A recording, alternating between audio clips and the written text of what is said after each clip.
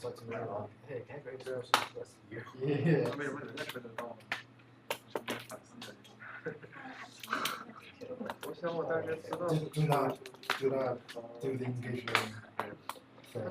他们 我估计专业可能刚拿到。to write the essay. Yeah, I know. I have a 这都不知道吗？ next Friday. 知道采样 I just started the research. What the heck? Yeah. 没有看到。 Had a year to do. 考试写播， I'm just 但是必须要做的。做 PPT。抄作业吧。 It looks good. Yeah. 好，已经开 Can 始 you 播。 sign up? Sign up as ATS, right? Can you sign up for next semester? Yes. It's only one semester. 那你们放 It's actually 2 semesters. 就当你 Like, I'm this semester because I'm up for it. So. 明天就 I'm not sure. I feel like there's a deadline after. Yeah. Because 明天下午 If we're making good progress, then I might actually do it. that's what I made good progress. To the So I think I have a But you know, I can keep them like last semester. But it's because I'm not graduating. So So it's like they want me to keep doing it. yeah, there you go. So good. That's why I say it sucks. But if you graduate on time, What's your name? Shot, but I'm cool. Only Shot. graduating. No, what's your Chinese yeah, Shot. yeah, Henderson. it's alright. Just means Henderson. Henderson? Yeah. stop showing up in school. What's your name? That's shitty. Before they are Just ooh. like on your towel.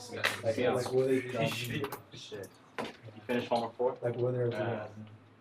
I'm trying to read. No, homework 3. Is So I gotta Finish homework 4? I gotta finish. That was later on. Oh my god. No, not that one. You're not doubling Next nothing. Next one. No, I think I'm doing that. Me neither. I'm not sure. This exam should be I'm gonna easy though. spend my whole life on it. I'm He doing said the homework. it's more You theory. see, this Later is my- on, it's gonna be this is my practical. homework. I just closed it. Yeah, practical. Like he makes his own problem. He's very I just want to show you my smart. homework. You saw the solutions? He has the solution. It's online too. It's online.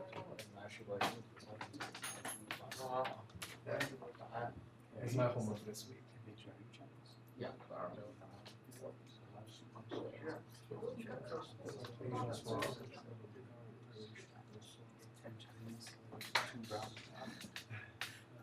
Like there's no such bigger iteration thing in textbooks or online. I think he just will give a name or like rare people rare about it. And then based on none of this based on this, I have to write a bigger iteration function in MATLAB.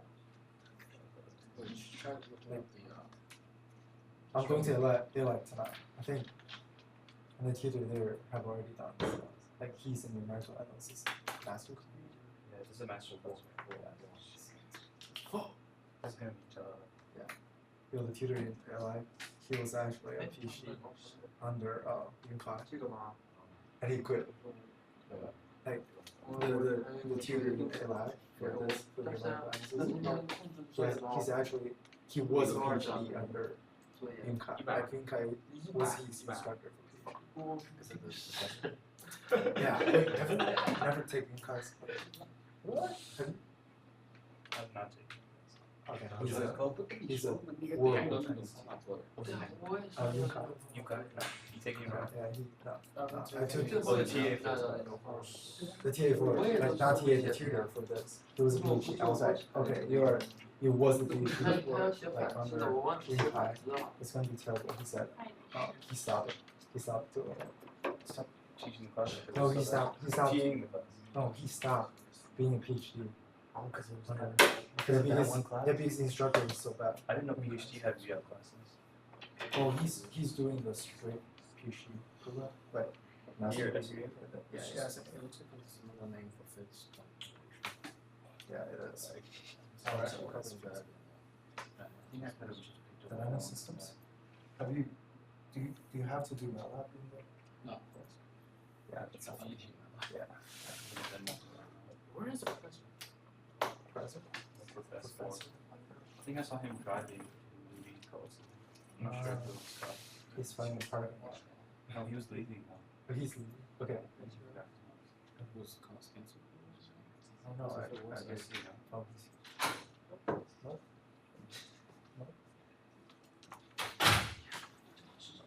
Rush over here from Mikey. You got the job? Huh? You got the job?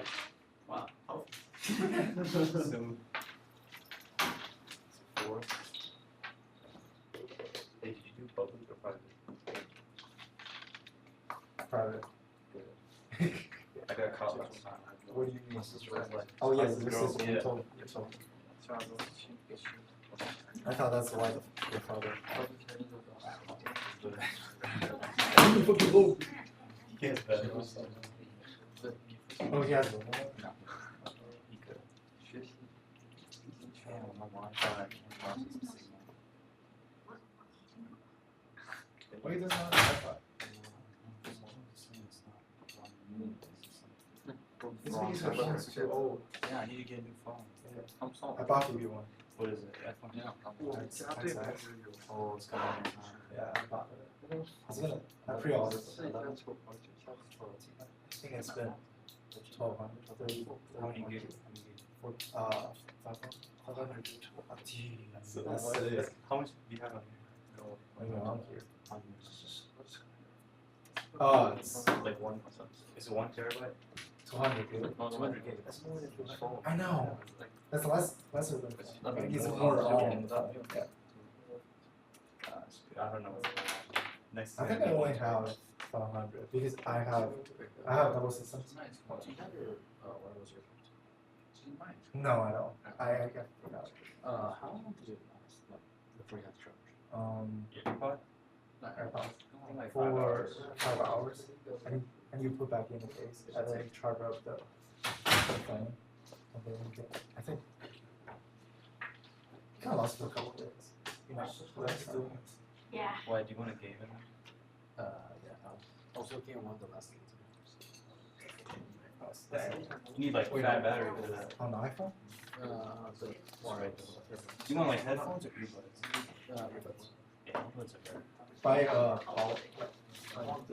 Audio Technica is good too. What is Sennheiser. it was good. Only $59. 18 hours? 18 hours? No way. Maybe like 16 hours per time.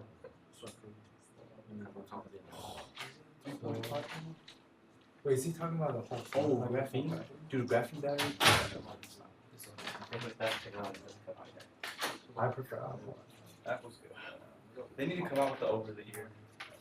It's only about 200. Not that 40. 200. I have both ones. How many Yeah, total because I calls was- are we? So I Does it not say? Oh yeah, he's also remember. Okay, well, They were on. I guess we can pull that up and talk about that real quick. Alright, Windows 10. Yeah. Let's do that. So they like the updating. All right. Let me get logged in here.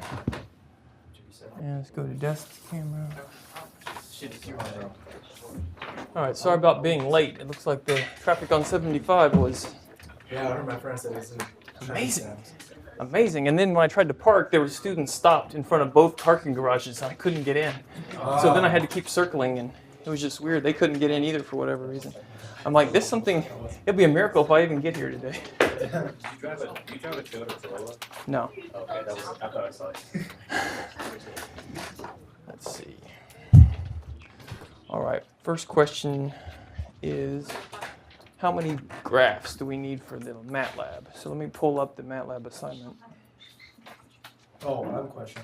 Okay. You want us to submit the DOM file?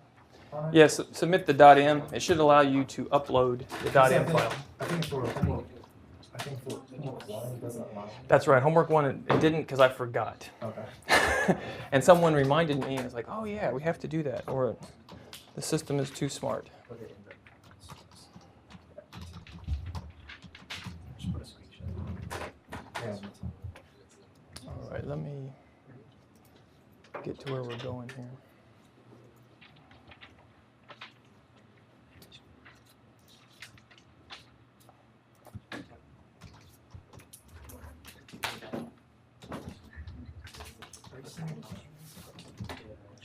Never do you this is like the message we get out.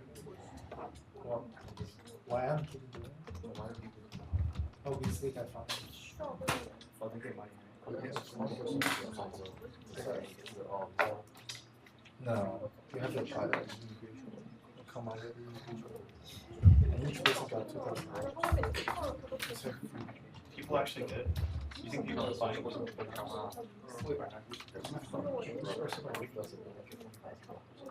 2,000. Yeah, No, not 20,000. yeah, that's one method. So is it 10 people here?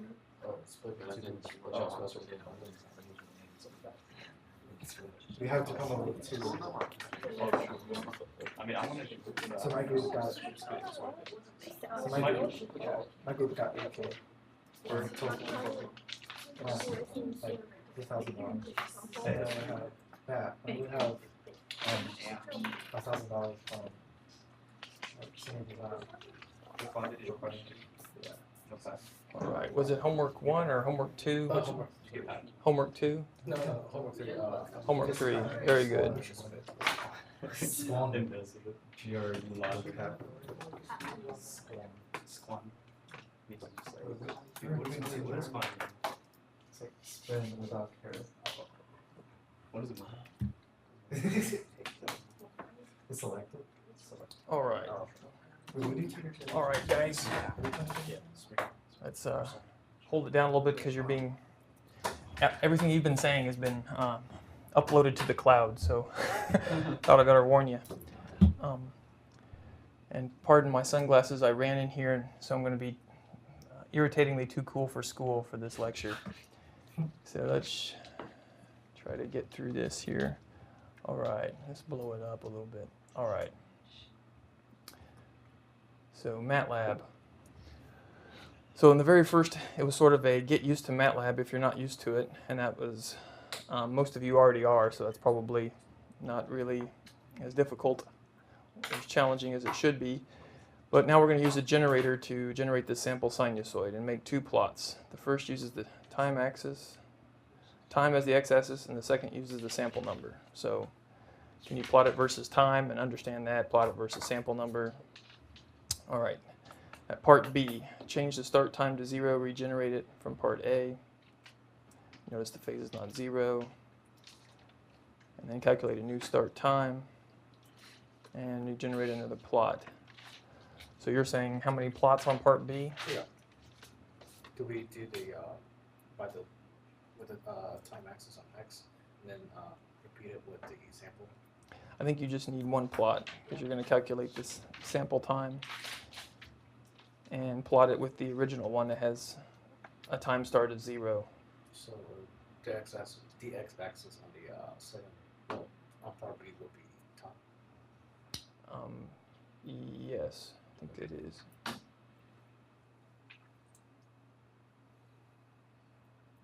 Right. I'll double check what did I expect.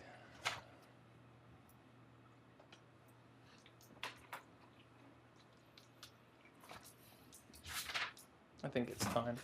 So go ahead and the purpose of this is to show that you can have a time delay or phase, and they're fungible. You can play around with them. You can use one to your advantage if you need a phase shift. You can use a phase shift when you really need a time shift under certain conditions. It's just sort of getting the feel for that. Okay. All right. Any other questions since we're here?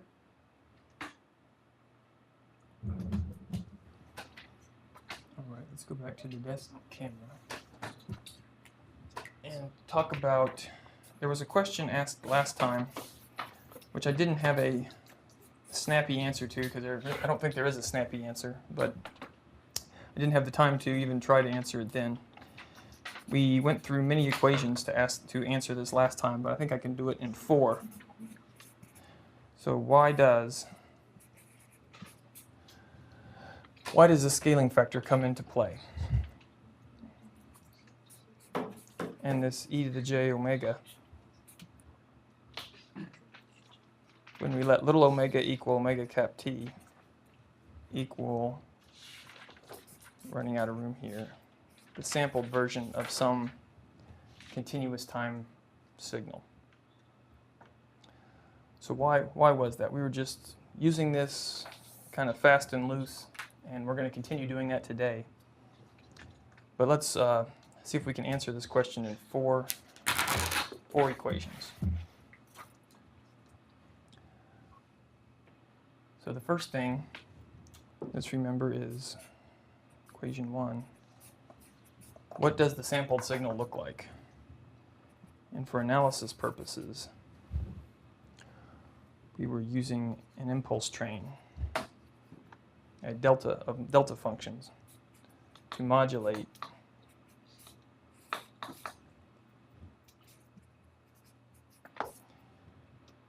the input signal. And right at the very beginning of all this, we put xc of just regular small t, because we're multiplying this times the delta functions. Well, we know how these delta functions work. It's going to be 0 if t does not equal cap nt. So we just went ahead and replaced t here with n times capital T. Now, the next step, to try to answer it, is to say, let's take the Fourier transform of both sides. So if we take the Fourier transform of xs using the book's terminology, we get xs of j omega. So we just took the Fourier transform. Take Fourier transform both sides. Let's see if I can write that. Fourier transform of both sides. So we'll write this out. So we're going to do the integral. And there's this summation. So things look a little bit busy here. And we have the delta function. And we have the Fourier transform kernel, which is a forward transform, so it's e to the minus j omega, and it's small t. Sorry about that, I'm getting ahead of myself. Small t, and we're going to do a forward transform, so we're integrating out t.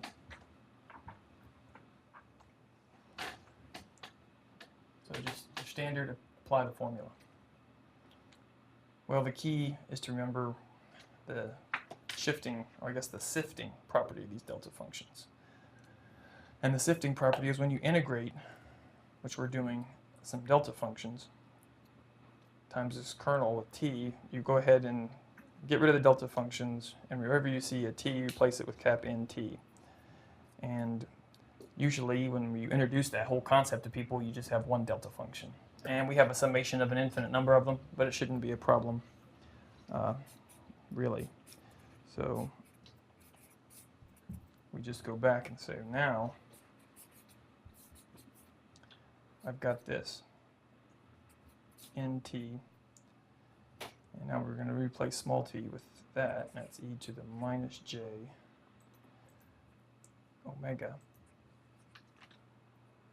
in t.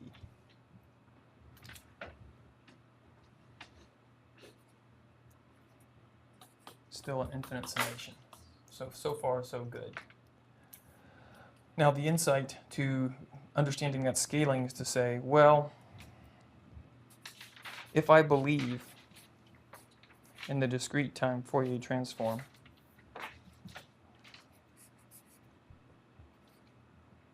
I know this is the expression for that, xn e to the minus j little omega n. And pretty much the insight there is realizing, well, these guys are the same. We want each sample, index n, to correspond to, of course, a sample of the continuous time function at n times cap t. That makes sense. There's no mystery there. So we're going to say, since xn is this, we can now start looking at these things and say, well, if I made little omega the same as capital omega times t, then these two things would be the same.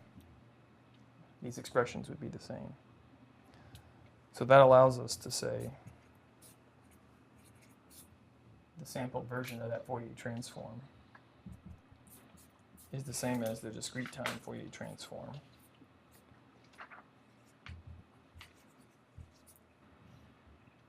When that frequency variable of the discrete time Fourier transform is scaled or is equal to omega times t. Or you can think of it as a scaling of this one to get to that one. And that's kind of what I think we did a little bit last time, and we're going to do more of today, just to start to get more comfortable. So we almost got there in 4 equations.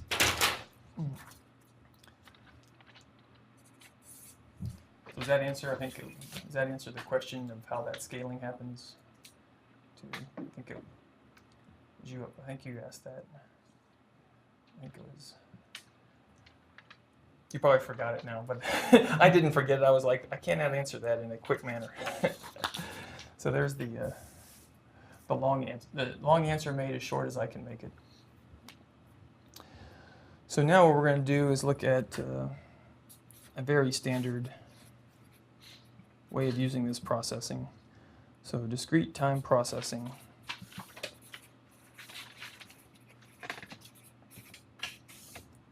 Of continuous time signals.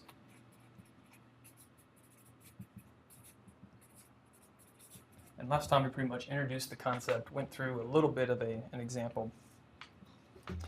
But this time we're going to do a numerical example and kind of take it all the way through and try to justify what we're doing so you can kind of see as an engineer, this is why we're doing it, and this is what you're trying to achieve. So typically you're given some kind of system. And this really is the objective system that you'd like to implement.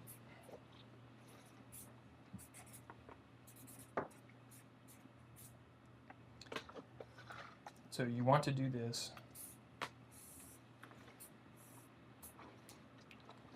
where H is, in our case, will be a frequency selective filter. So I'm using this F to represent Hertz. We're going to talk a lot in Hertz today because practically that's what everything's in. So we're going to start making the jump to Hertz. So this is F in Hertz. And the filter that we want to implement in continuous time looks like this. So for this example, that's what we're trying to do.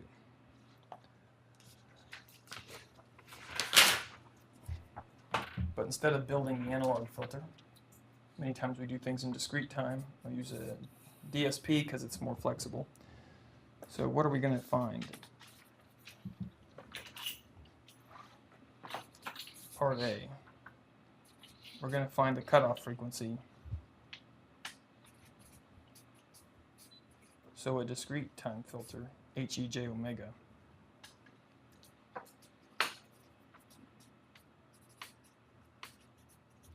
Implements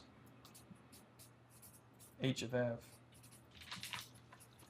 in the system below, which I'm going to sketch next. So we want to implement this filter in discrete time using this system I'm going to sketch here.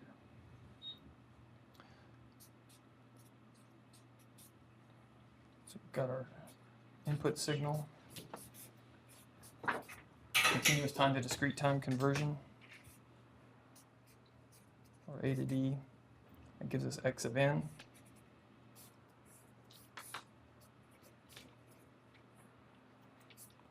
We're processing it through HEJ omega, which is our discrete time filter. So we're going to call the output of that Y of N.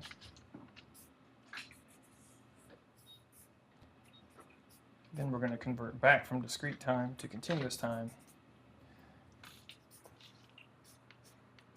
and get our reconstructed output. So analog in, analog out, hence the discrete time processing of continuous time signals. So we want to take it from here to there. Now when we do these transitions, that implies some sort of sampling rate. So for our case, That'd be 16 kilohertz.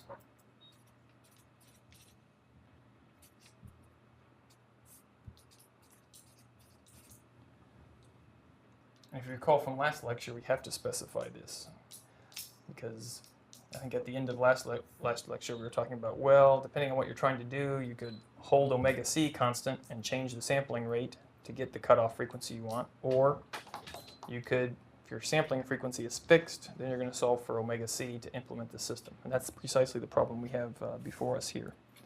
Sampling frequency is set.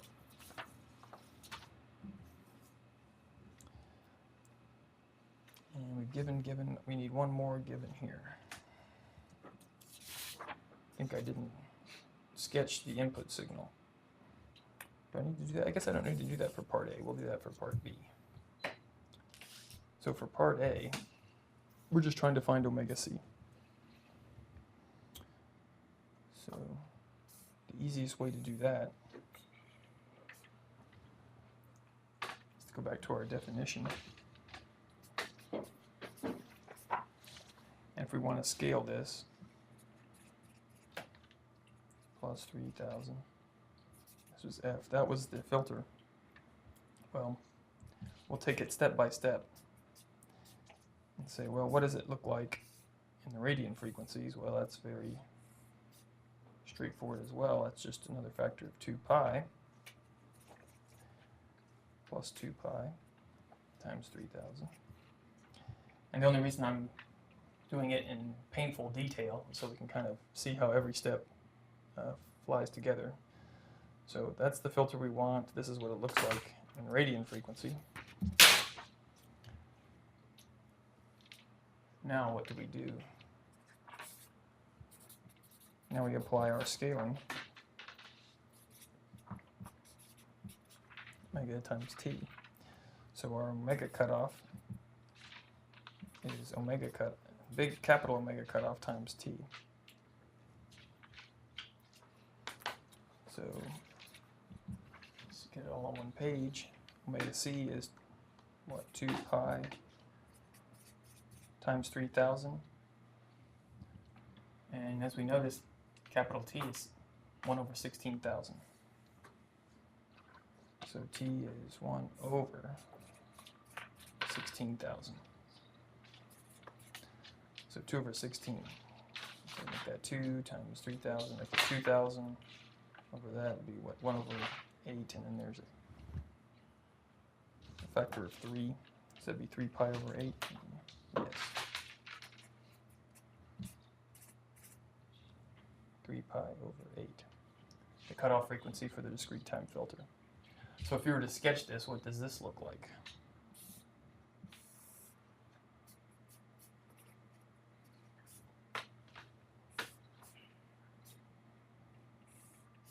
So this is what, 3 pi over 8 minus 3 pi over 8. And we also recall that every thing in discrete time is going to be copied at vectors of 2 pi. It's periodic. So out here at 2 pi, which we can write as 16 pi over 8, and on each side of that, 16 minus 3 is 13, so it'd be 13 pi. And I'll make that 19 pi over 8. Dot, dot, dot.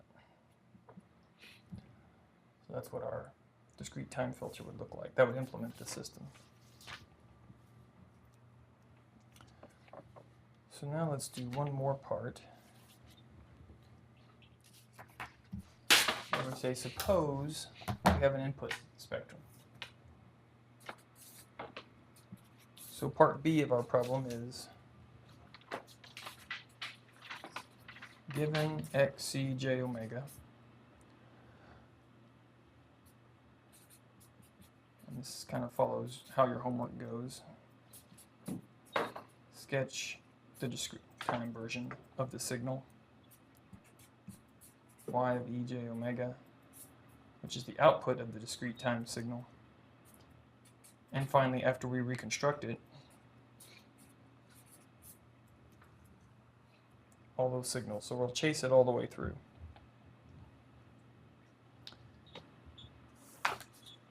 what we'll do is end, to start off with,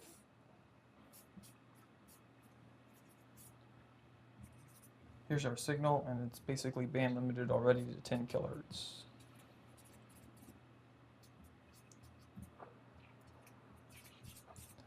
Plus and minus 5,000 hertz. So first stop is we need to get XEJ omega. Well, that's basically the discrete time version of this. So we need to convert it by sampling it and then scale it to discrete time. So first thing to do is, if we sample this signal,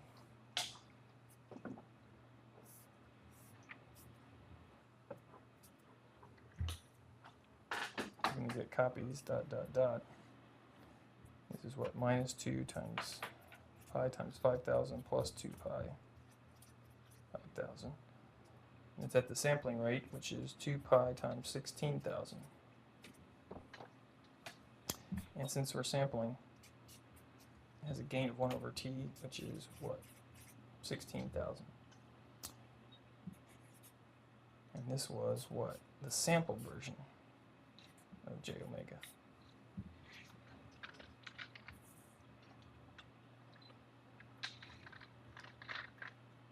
So the next step is, how do we convert this to discrete time? It's just that scaling factor that we went through. So it's pretty much just lining it up.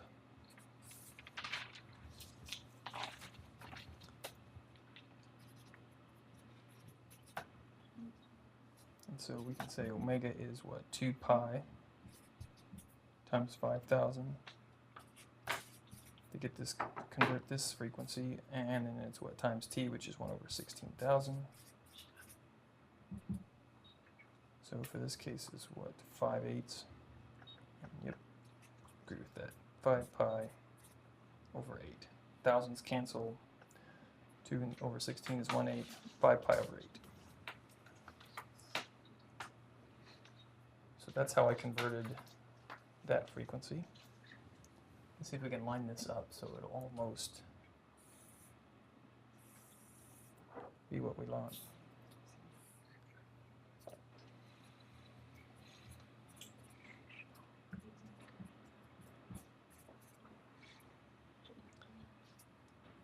And if we convert 2 pi, that's just going to be 2 pi, right? Because times t, and t is 1 over 16,000, so we're straight back to this. And finally, nothing changed here, so we're still at 16,000. The scaling factor only affects this x-axis.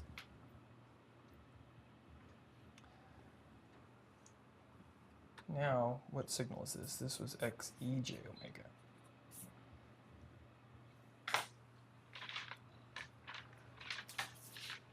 Now what we want to do is figure out what YEJ omega is. That's the next step. So we're going to filter it with HEJ omega here, which is what? It passes everything through minus 3 pi over 8 to plus 3 pi over 8. So if we apply that to our signal here, we can see that's going to kind of take out the middle of it. So we end up with this little house-like structure.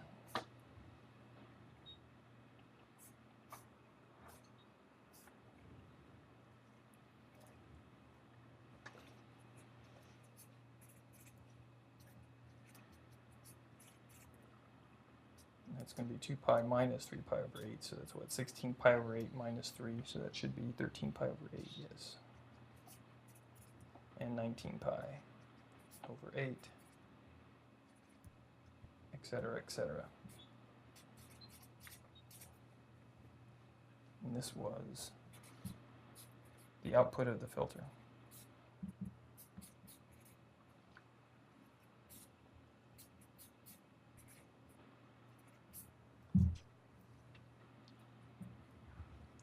So the final step is, how do we convert this YEJ omega back into continuous time? So that'd be practically a digital to analog converter.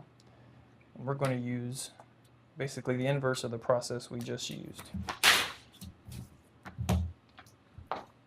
So if we do that, let's write out the steps here. So to go backwards, see if I can make that a convert y e j omega to the reconstructed version.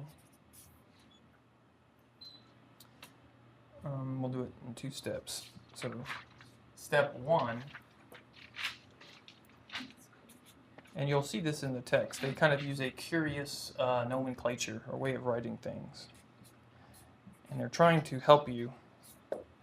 So we have this discrete time function, this spectrum, and we want to convert it. So we're going to scale this by omega equals little omega over t to obtain, and this is where the funny nomenclature comes in, e to the j omega t. And the reason they use this expression to describe it is because it kind of encodes where it came from, right? It's now going to be a continuous time signal because we have capital omega. But you can tell where did it come from. It came from the discrete time. That's why it has the same e to the j argument. So that's why they try to help keep track of what's going on. And now we're going to filter this signal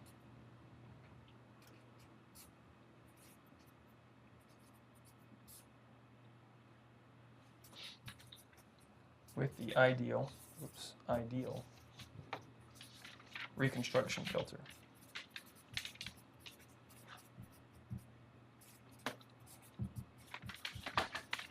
And you may remember a little bit of that from last time where it had like minus pi over t to plus pi over t. So it was pi over t, and it had a gain of what, 1 over t. Because that one had a gain of, no, it had a gain of t. So it would all cancel. So that's kind of our method of approach here, 2 steps.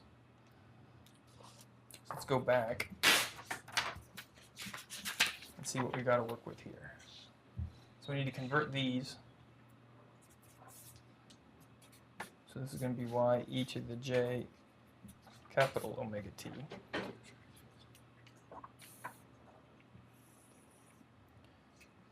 And so we still got the same shape. Nothing's changed here. Dot, dot, dot, omega, dot, dot, dot. But now what are the cutoff values here? Well, using our relationships in step 1 of the process, omega divided by t. Well, t is 1 over 16,000, so that's basically omega times 16,000. So 3 pi over 8 times 16,000.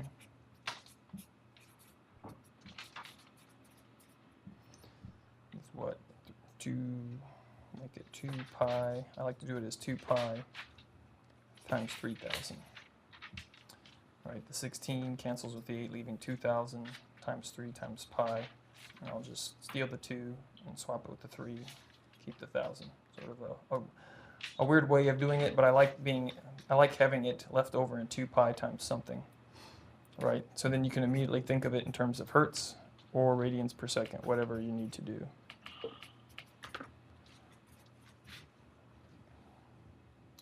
And this is going to be the same. So we got, I don't know if it's as nice, 13 pi over 8 times 16,000.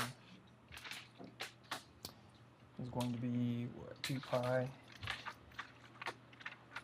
That's 2,000 times. That's going to be ugly, isn't it? Is it 2,000 times 13 pi, or 2 pi times 13,000?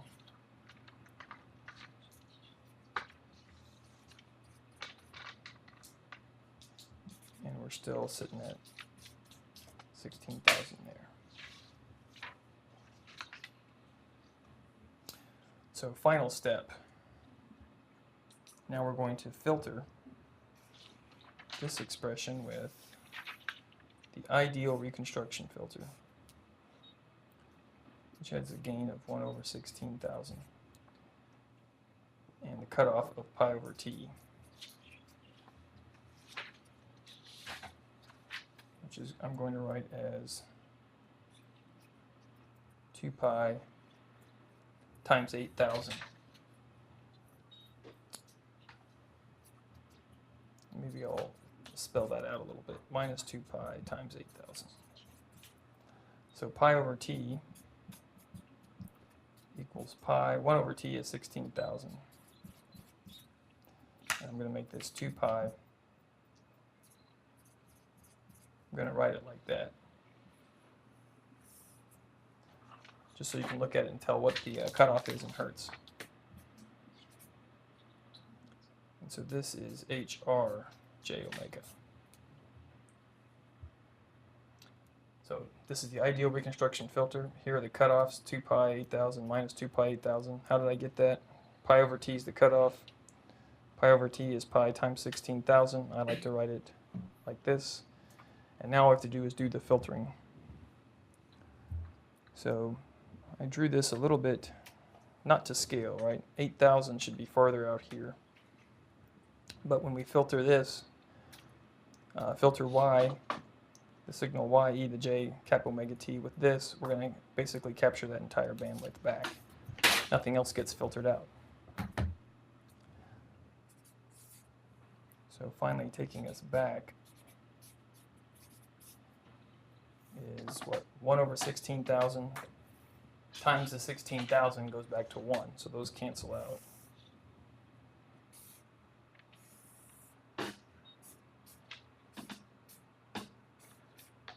Leaving us with a 1 there, and 2 pi times 3,000 minus 2 pi times 3,000.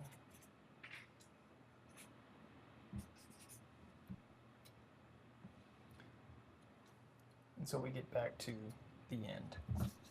So let's kind of recap real quick. What did we want to do? We wanted to take some signal input and filter it through this low-pass filter that doesn't let any frequencies greater than 3,000 hertz out. That's what our objective was. We then fed a signal through that system, right? And that particular signal had a bandwidth of 10 kilohertz, plus and minus 5,000 hertz. So clearly when it goes through there, some of it's going to get cut out, right? And that's clearly what happened. We end up at the very end. This passes the smell test. You can tell that, okay, we recovered plus and minus 3,000 hertz. So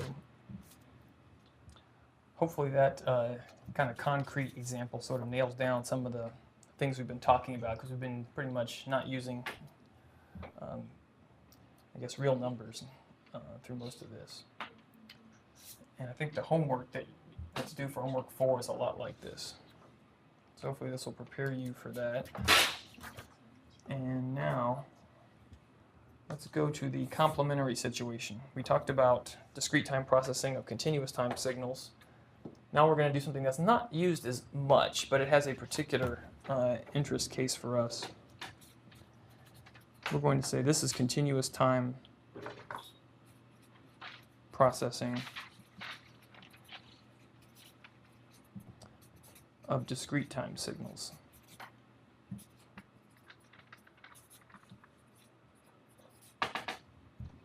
Not often used in practice, but it gives you an easy way to look at signals or processes that may not have a good representation in discrete time. And here's the example that we're going to do. First is sketch the system.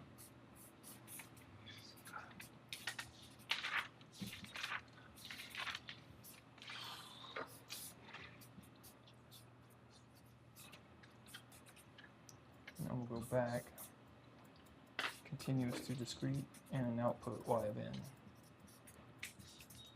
So this is just the complement of what we did before. Instead of starting in continuous time, we start in discrete time, go to continuous time, filter in continuous time, go back to discrete time, and discrete time output. Now, why would you ever want to do that? Well, the example we're going to work through is the non-integer delay.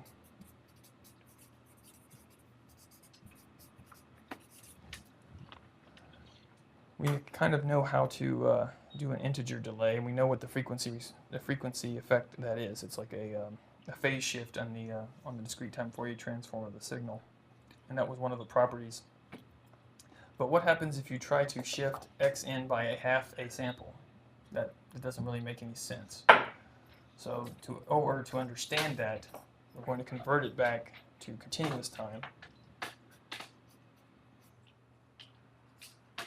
and process it and then go back.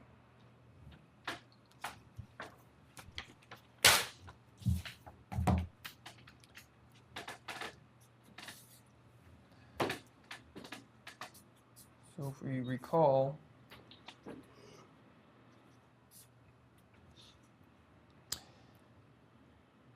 the delay was e to the minus j omega times delta, and that's when h of n was what? Del of n minus delta. We had a frequency response of this.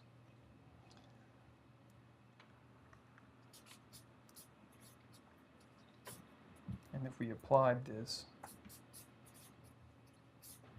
you might remember if we wanted to get an output, we could use one of our properties, right? This was x e to the j omega, and this is e to the minus j omega del.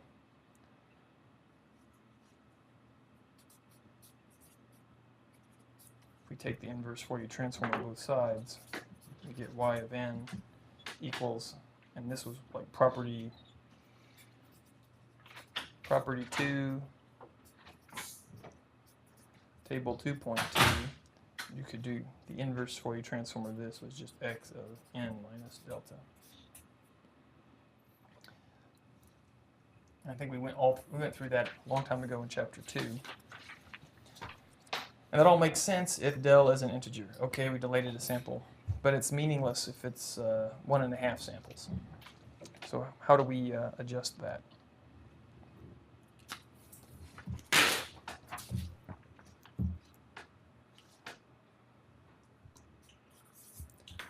So to start off, we're going to go back to continuous time. And we've got our little shift, which could be non-integer. And then we're going to use our relationships to convert this back. So that's what omega is little omega over t. So I can substitute that in here, but what does that give me? Now I'm at e to the j capital omega, because we're going into continuous time. And I've got e to the minus j, and little omega now is what? Omega t del.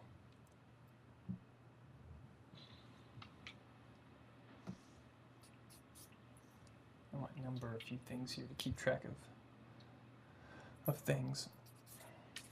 The output of this system, y continuous time of t, is what? It's just x of c, continuous time input, minus delta times t, where delta is a fraction, right? If delta was an integer, then we'd be back to what we already know, but it's a fraction.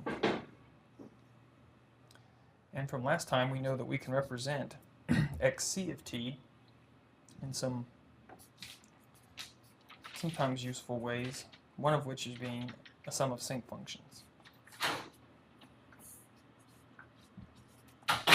Remember, this is all about the reconstruction, right? So this was what, sine of pi t minus kt over cap t. And we've got the same thing at the bottom, minus kt all over cap t. And last time we went into gory detail. If t was an actual sample in t, then what happened through here? And what was going on at particular samples?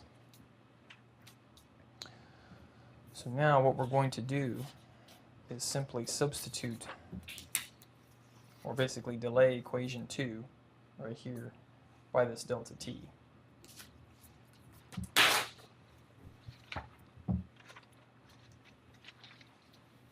If we do that,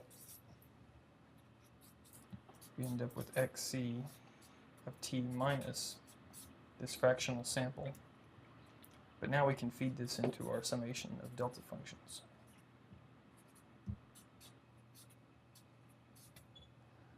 So now we've got sine of pi, but t is now t minus del t minus kt all over t. And the bottom is the same. T minus del t minus kt.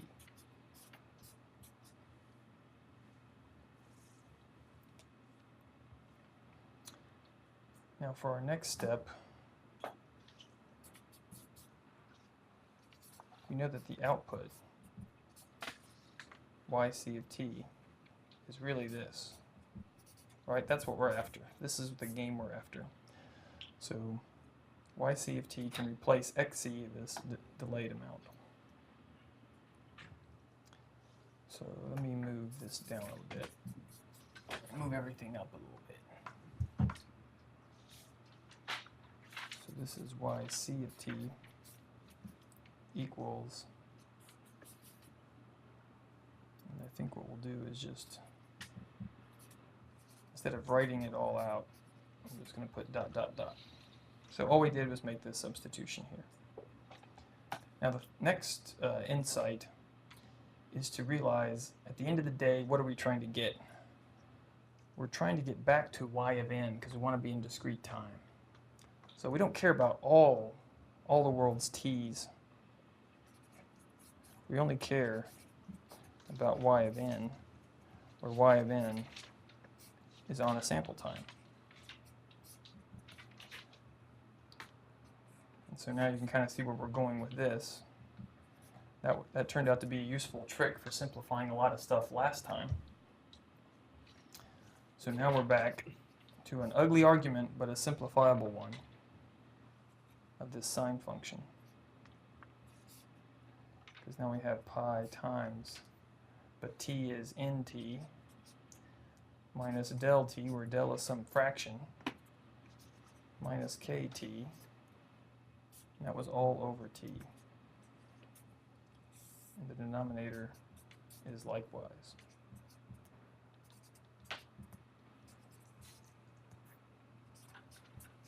So now I've got, it looks like an ugly expression, but we're going to do the same thing we did last time. We're just going to remove the t's, or basically divide out the t's in this argument on top and bottom. And things will start to simplify a little bit. If we do that, our discrete output is going to look like a convolution. A convolution of x of k with those sinc functions again. But now it's pi times n minus del minus k.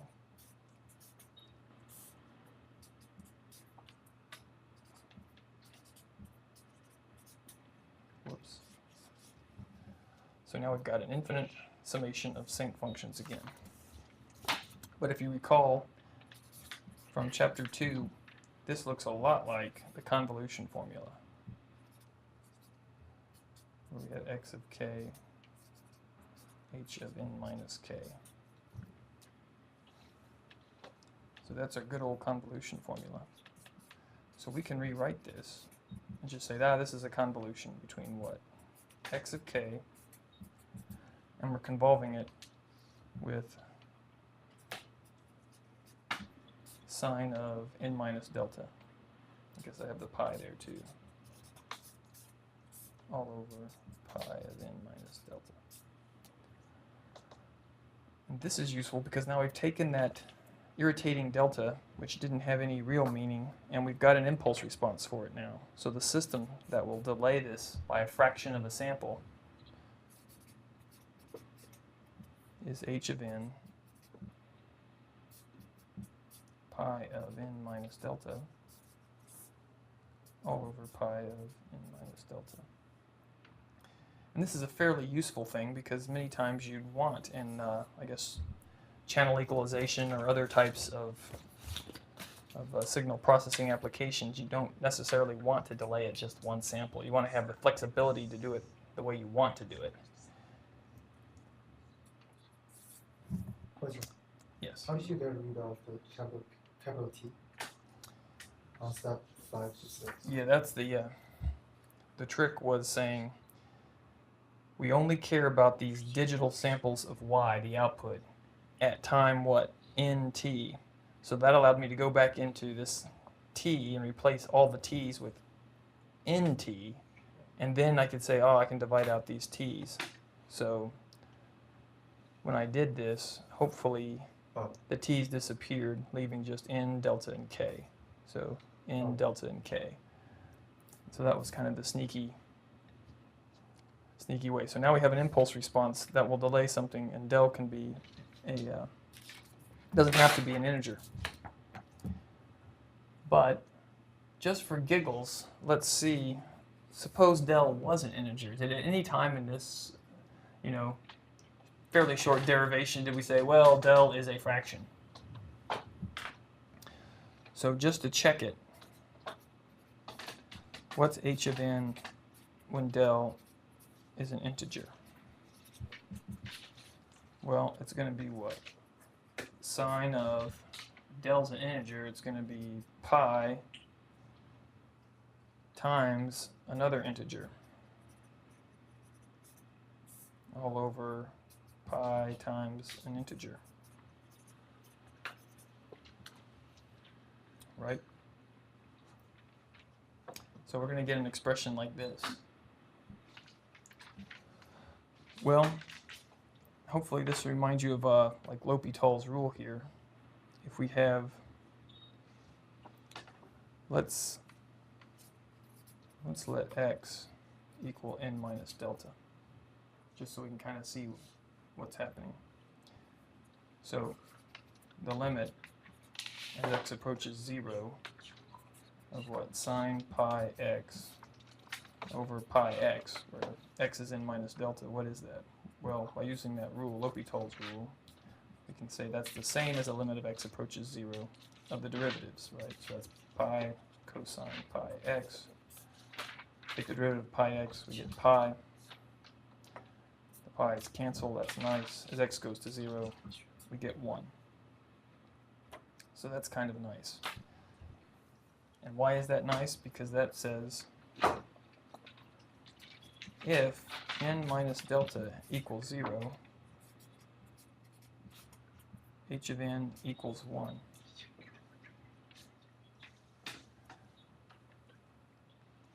Now if that's 0, h of n equals 1. So what does that really look like? What equals 1 when some argument is 0? Well, that looks a lot like h of n equals del of n minus delta, where this is the unit impulse, right? When this goes to 0, this goes to 1. It's a unit impulse, which we already knew because we just derived that. That was the very first step of this whole exercise. But of course, if we go back and say that that integer is not 0, then we have sine of pi times an integer that's not 0, which sine of pi times an integer is always 0. And if this isn't 0 too, then we end up with 0. So if n minus delta does not equal 0, h of n does equal 0. So it all kind of ties together and goes back to what we knew before and doesn't violate anything.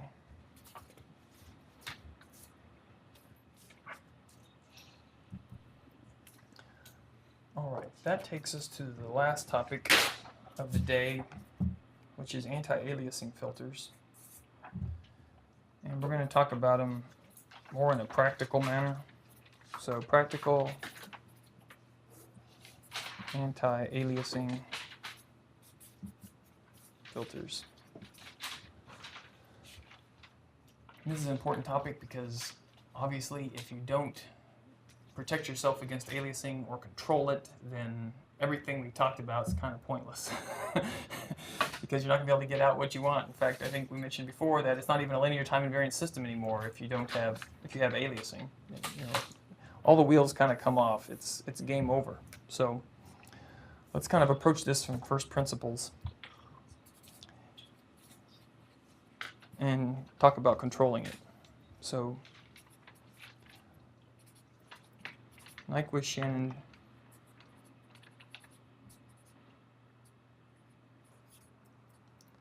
sampling theorem.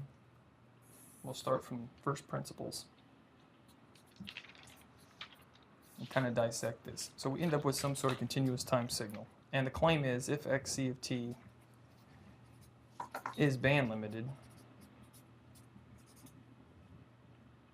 and all that means was what? Xc of j omega equals 0 for omega greater than some cutoff, like omega n. And we'll make this magnitude so we can say plus and minus frequencies. So it's band limited. If that was the case, then xc of t is uniquely determined by its samples.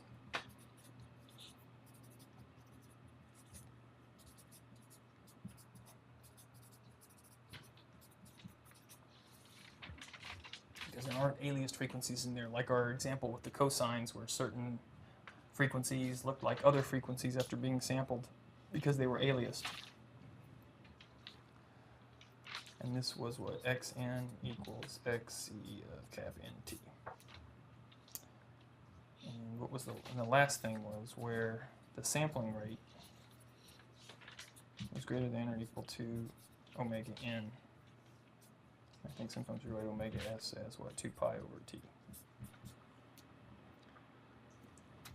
Well, in all that verbiage, you know, we need something to enforce the if blah blah blah condition. So that's where the anti-aliasing filter comes in.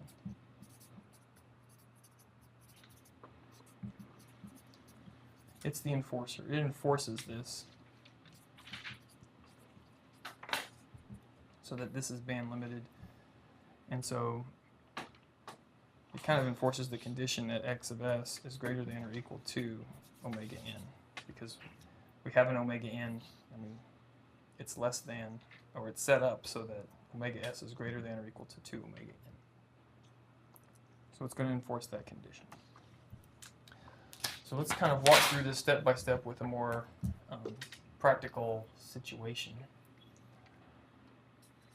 So as an example, we have a continuous time signal or some kind of input. And I'm just going to draw it like this because there is no notion of band limiting. This is sort of real world. It's coming at us and we don't really have any control over it.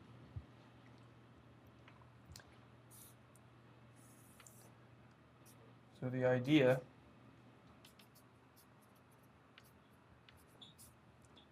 is to use an ideal anti-aliasing filter, and that's why I put H sub A for anti-alias. To plus and minus plus omega n. So if we apply that, we end up with, we'll call it xc of j omega times the anti-aliasing filter gives us, we'll call it xaa for anti-aliased j omega. Because we haven't done any sampling yet, we're still in continuous time. So if we do this, we get that funny shape. Minus omega n plus omega n.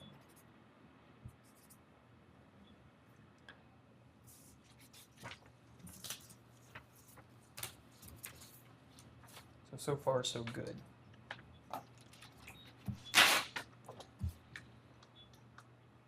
Now we've got the signal band limited with our filter.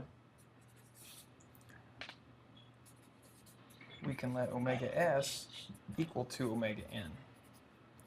So then after we sample it, that's SAA for sampled anti-aliased j omega.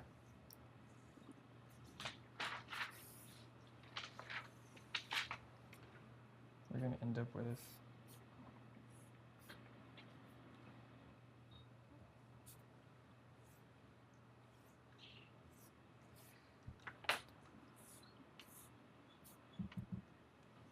et cetera, et cetera. And that's 1 over t because everything's sampled. And these are at what? Omega s over 2 omega n, which equals omega s.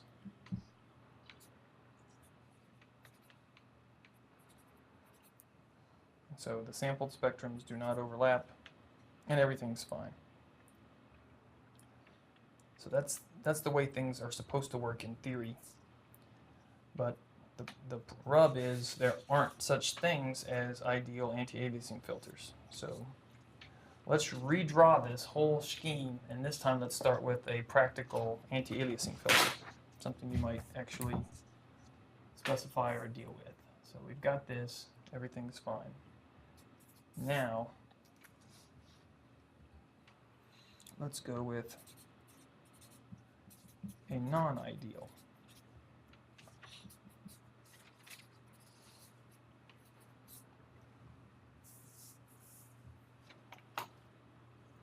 So what would one of these look like?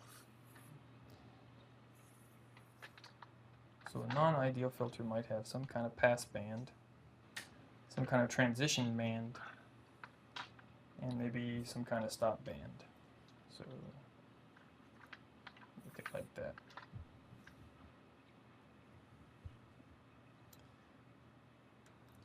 And we'll say there's no attenuation in this passband area. And this will be omega 2. So this is our filter, and it's supposed, just for fun, that down here is minus 30 dB. So signals greater, with frequencies greater than omega 2 are attenuated by more than 30 dB. Which, since this is a power plot, that's like 1 over 1,000. So the power is reduced, right, a factor of 1,000. Now, one thing to keep in mind is, if this is like a, I think, Butterworth or many types of filters, this may continue to go on and on. There's no reason why it could. But we're just going to stop it here and say that's minus 30 at frequency omega 2. And I don't care as long as it's below this for signals larger. So we're kind of stopping the plot here, mainly for convenience. We have to stop caring at some point. Right? So we'll stop there. You might say, I stopped caring at 6 o'clock. And so, so passband is that must be less than omega 1, right? This is the stuff that we really care about. It's going to be in here, and it's not going to be attenuated. That's where our signal processing is going to be employed to do the task we want. So there's no attenuation in there. That's good stuff. Then there's our transition band. Transition band. Right? That's the frequencies that are between these two. Omega 1 and omega 2. So it's this area in here. That's our transition band, because things are going from OK pass to stop. So there's some attenuation there, and then there's finally the stop band, where omega must be greater than or equal to omega 2. And here, the attenuation is greater than minus 30 dB. So there's more of a real-world anti-aliasing filter. So given that you have that to work with, the question you might ask yourself is, well, what is the unaliased bandwidth now? Because that's the playpen for DSP. So where can we actually do our work? Question. Yes. For transition band, omega 1 less than absolute omega less than omega 2. Yeah, sorry about that. Omega 1, omega 1, omega 2. Yep. Sorry about that. That's a pretty narrow transition band. It must be larger than omega 1, yet smaller than omega 1. That's almost an ideal filter. That's back to the previous slide. So what is the unaliased bandwidth? And there is no really such thing. So the key idea here is unaliased, which I'll put kind of in scare quotes. The unaliased bandwidth is the bandwidth, WIDTH, it's the bandwidth where aliasing is controlled.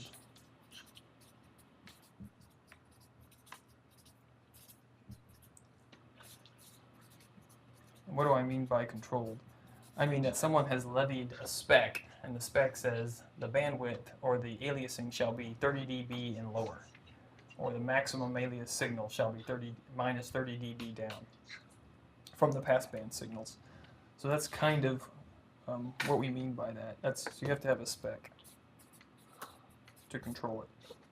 So you still have aliasing, like I said, I think earlier in the course, it's like death and taxes. You don't get around it, just have to deal with it. So let's do an example so we can kind of fill in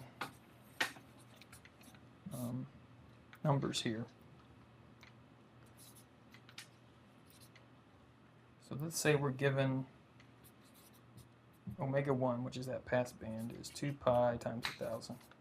So I'm going to call that F1 is, what, 1,000 hertz. So we can work both in hertz and in radian frequency. So this will be 3,000. So that means F2 is going to be 3,000.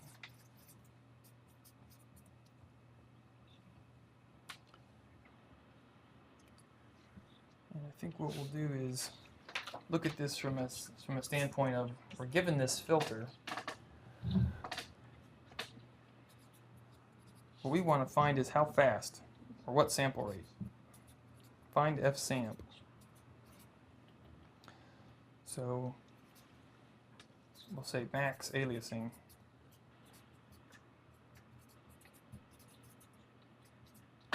is less than 30 dB.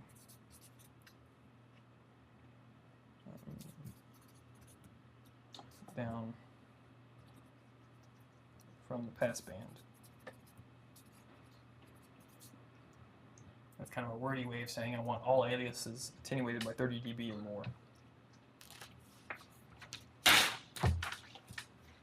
Now I didn't say, let's see, did I say where I wanted it? Yeah, I have to say where. And that's, we want this between plus and minus 1,000 hertz. So let's redraw this. So this is our filter.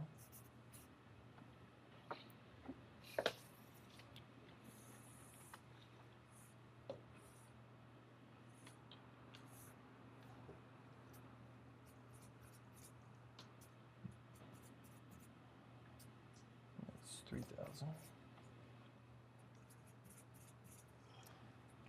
Our goal is to filter signals coming in with this anti-aliasing filter with some sample, or filter it first, then sample it, and have all the alias signals that result be controlled between minus 1,000 and plus 1,000 hertz. So that's the area we want it controlled. So this filter has what, 0 dB of attenuation there, and this is minus 30 dB here.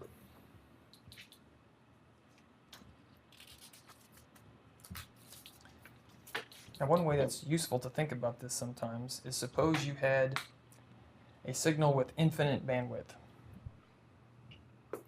So suppose xc of t is broadband.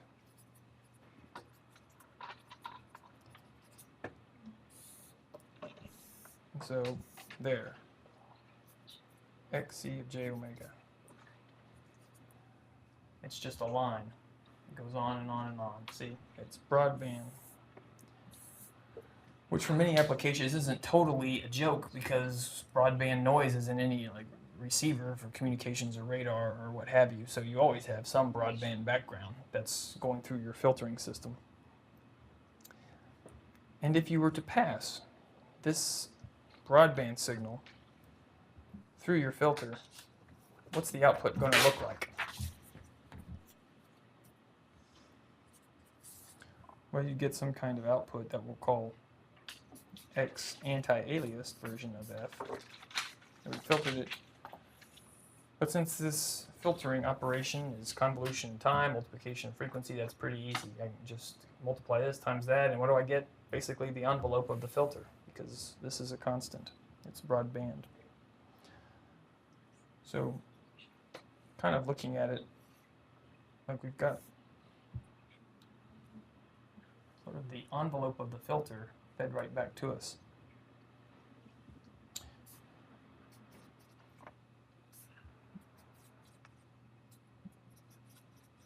And plus 3,000. And that's F. So here's our signal. Now we know from all the stuff we've done up to this point, when you filter or when you sample XAA, what happens? Well, you get all these shifted copies, right? So where are the shifted copies going to line up, and are they going to be in the band of interest? So I'm just going to sketch sort of a notional looking diagram to kind of get us thinking about what it's supposed to look like.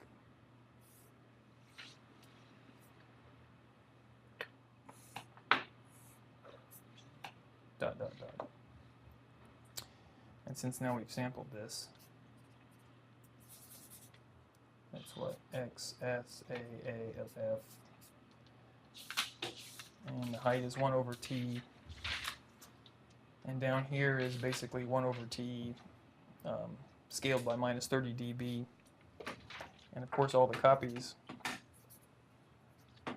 are integer multiples of the sampling frequency. So I end up with a situation like that.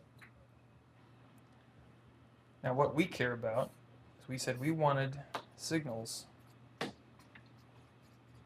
in the plus and minus 1000 hertz area to have aliases that were 30 dB or worse, or more attenuated. So everything in here, we wanted alias signals to be lower than 30 dB. Now where did the 30 dB come from is sort of application dependent. Depending on what you're doing, what kind of communication system, radar system, some sort of signal processing system, that's where your knowledge and domain knowledge of the art will be. You'll learn that by understanding the application. But we're just using 30 dB because it's a good round number that can keep you out of trouble for most general things. So hopefully it's clear that by moving this F-samp out, so that the skirts of this filter, as we move it on out of here, it will stay out of this plus and minus 1000. Now, at the beginning, I said this continues to go down. So there may be alias signals, but the alias back in, below negative 30. So they're attenuated so much, we're going to pretend they don't exist for the purposes of our application. Now, in our mind's eye, suppose we went ahead and said, let's let F-samp equal 4000 hertz. And redraw this picture. And this is what you kind of want to see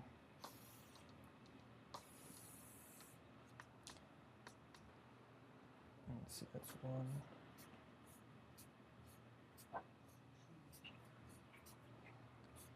Now this one's got to be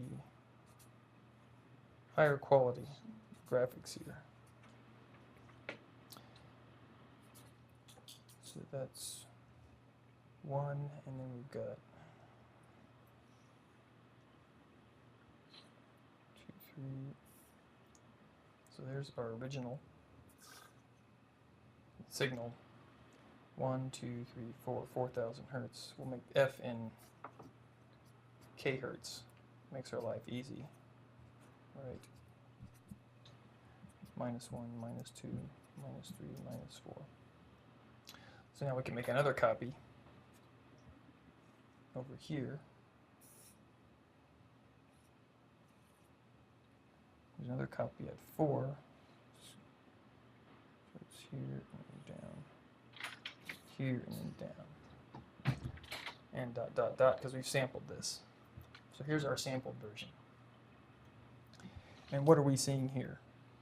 I didn't exactly say how I got the 4,000, but I did it by moving this around. And we're going to kind of, we're running out of time, so we'll probably have to stop here. But there's a much easier way of doing this using the folding frequency concept, which you've probably heard of before. And we're going to finish this example and start that next time.